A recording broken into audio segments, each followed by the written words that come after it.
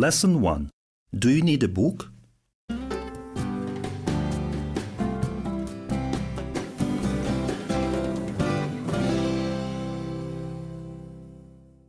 Listening.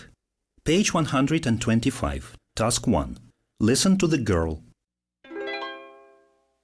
I don't like reading. I only sometimes go to the school library to borrow books that are on my English reading list. I never read anything else.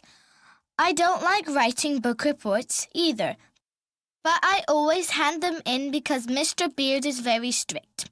I know reading is useful, but I'm more into computers. I often surf the net. You can call this reading as well. When we have to do a project, I usually look for information online. Page 127. Task 6b.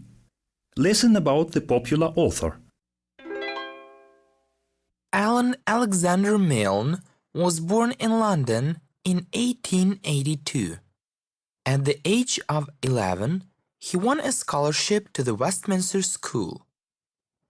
Then he went to Cambridge University and became an editor of the university paper. By 1906, he had worked as an editor at Punch, a classic British humor magazine.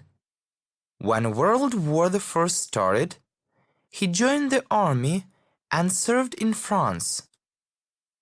Here he wrote his first play, which was produced in London in 1917. By 1919, Milne completed one book and several plays. Some of his plays were staged in London, and one of them even in New York City. Milne became well known as a popular London playwright. In 1920, his son Christopher Robin Milne was born. It was the event that changed the history of children's literature. In 1923, Milne began to work on a collection of poems for children.